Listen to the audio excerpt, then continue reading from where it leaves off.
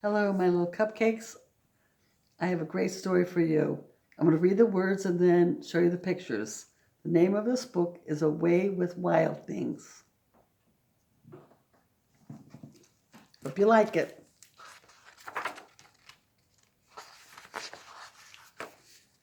Poppy Ann Fields liked bugs. They were her friends. She liked bugs. Poppy Ann Fields liked the bugs. She wasn't afraid of them.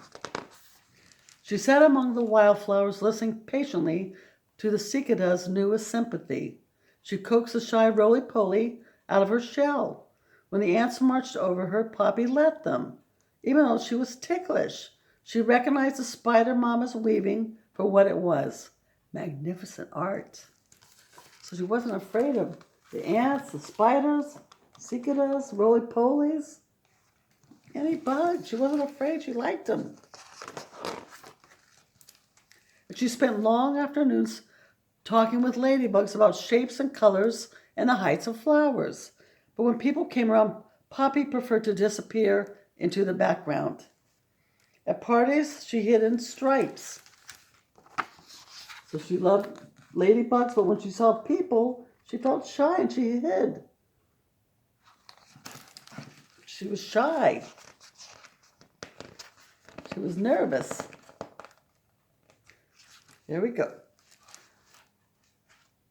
And then she hid in bright florals. She became a landscape, a tree.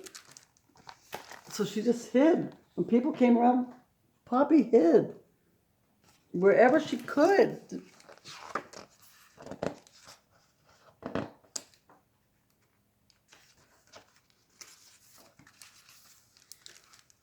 She was the pouring rain, a brocade drape, a leopard in a menagerie.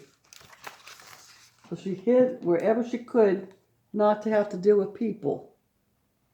She was nervous and shy. When Grandma Phyllis turned 100, Poppy stood watching the party.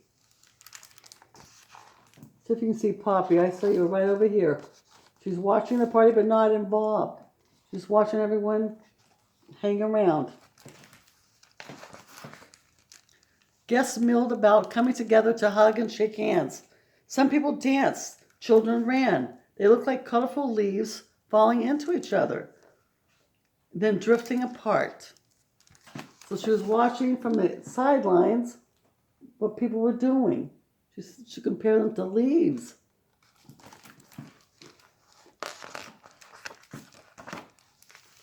A small wind blew across the garden. On it rode a dragonfly. He landed on the cake. How his wings shimmered in the sun. Her whole heart glad, Poppy clapped her hands. So this dragonfly landed on the cake, and Poppy saw it and clapped her hands. She was so happy to see it. She was happy. Uncle Dan said, "Poppy Ann Fields, you wallflower, you? So that's where you've been hiding this time." His voice vibrated louder than 1,000 cicadas. Guests stopped milling about. Poppy froze. Every eye fell on her. She was scared down to her toes. The dragonfly flew off the cake. So her uncle said, "That's where you've been hiding." And she was so nervous because everyone was looking at her. The dragonfly flew off and landed in her hand. Someone gasped. "Would you look at that? It flew to her like it knows her." "Poppy's got away with wild things," said Grandma Phyllis. Everyone came in for a closer look. So this dragonfly landed on Poppy's hand, and everyone wanted to see it.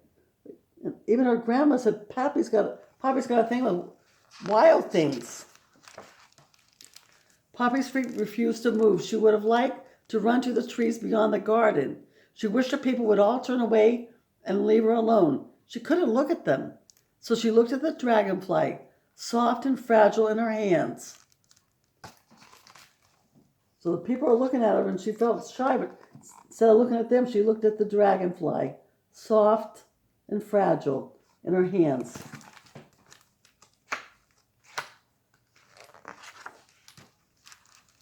She knew the dragonfly had come here for her.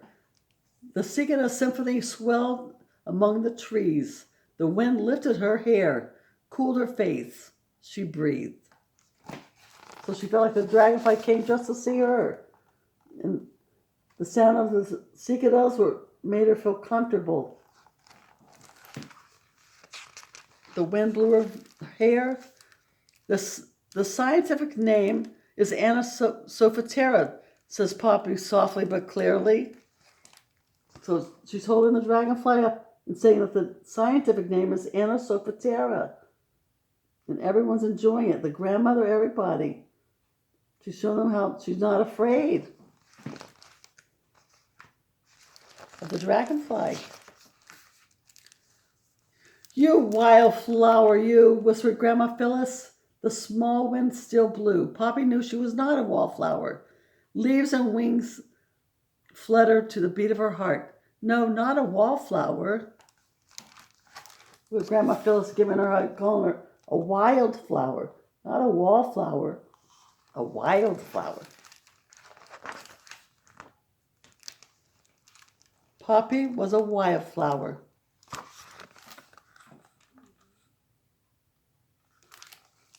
The end. Hope you liked it. See you soon.